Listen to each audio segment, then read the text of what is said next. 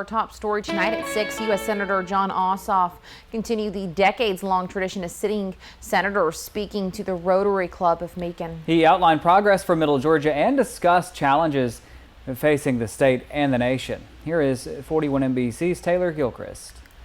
During his remarks, Senator Ossoff said economic instability and access to health care represent challenges for those across the state, but he says opportunity for growth is here in Middle Georgia for the taking. U.S. Senator Jon Ossoff.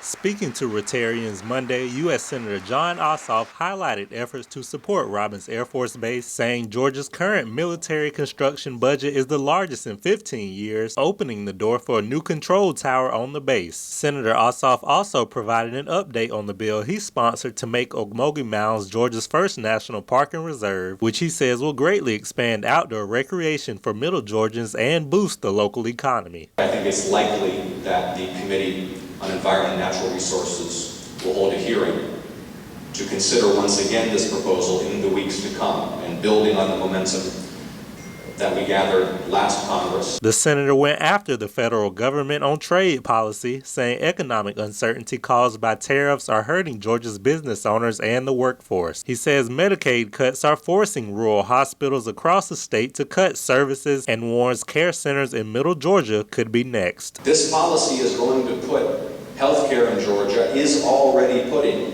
healthcare in Georgia under immense strain.